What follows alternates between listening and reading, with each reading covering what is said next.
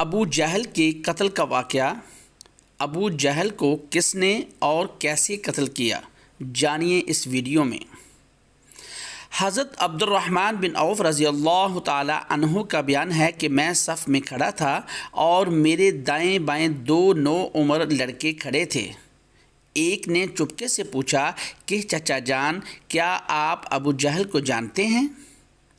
میں نے اس سے کہا کہ کیوں بھتیجے، تم کو ابو جہل سے کیا کام ہے؟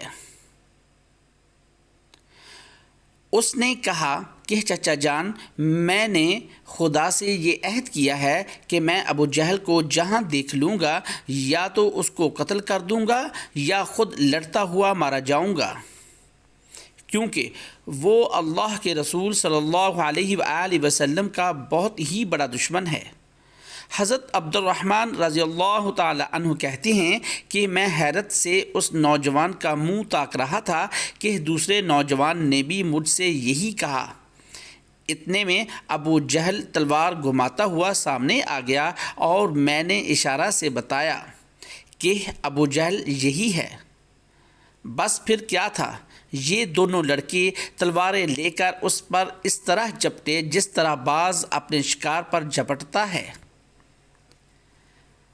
دونوں نے اپنی تلواروں سے مار مار کر ابو جہل کو زمین پر ڈھیر کر دیا۔ یہ دونوں لڑکے حضرت معاذ اور حضرت ماعوذ رضی اللہ تعالی عنہ تھے، جو عفرہ کے بیٹے تھے۔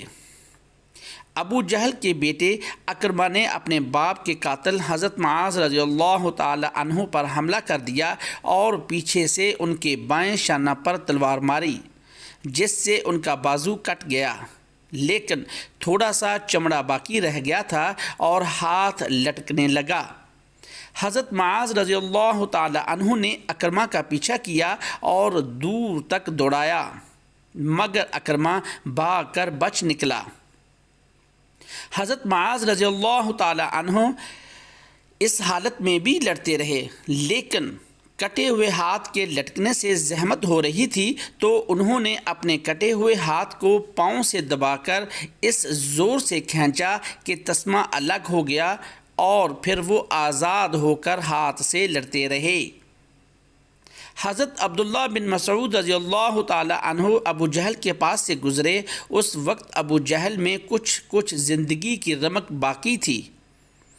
حضرت عبداللہ بن مسعود رضی اللہ تعالی عنہ نے اس کی گردن کو اپنے پاؤں سے روند کر فرمایا کہ تو ہی ابو جہل ہے، بتا آج تجھے اللہ نے کیسا رسوا کیا۔ ابو جہل نے اس حالت میں بھی گمنڈ کیا، ساتھ یہ کہا کہ تمہارے لیے یہ کوئی بڑا کارنامہ نہیں ہے، میرا قتل ہو جانا اس سے زیادہ نہیں ہے کہ ایک آدمی کو اس کی قوم نے قتل کر دیا۔ ہاں، مجھے اس کا افسوس ہے کہ کاش مجھے کسانوں کے سوا کوئی دوسرا شخص قتل کرتا۔ حضرت ماعوذ اور حضرت معاذ رضی اللہ تعالی عنہ چونکہ یہ دونوں انصاری تھے اور انصار کھیتی باڑی کا کام کرتے تھے اور قبیلہ قریش کے لوگ کسانوں کو بڑی حقارت کی نظر سے دیکھا کرتے تھے، اس لیے ابو جہل نے کسانوں کے ہاتھ سے قتل ہونے کو اپنے لیے قابل افسوس بتایا۔ جنگ ختم ہو جانے کے بعد حضور اکرم صلی اللہ علیہ وآلہ وسلم حضرت عبداللہ بن مسعود رضی اللہ تعالی عنہ کو ساتھ لے کر جب ابو جہل کی لاش کے پاس سے گزرے تو لاش کی طرف اشارہ کر کے فرمایا کہ ابو جہل اس زمانے کا فرعون ہے۔ پھر عبداللہ بن مسعود رضی اللہ تعالی عنہ نے ابو جہل کا سر کاٹ کر تاجدار دو عالم صلی اللہ علیہ وآلہ وسلم کی قدموں پر ڈال دیا۔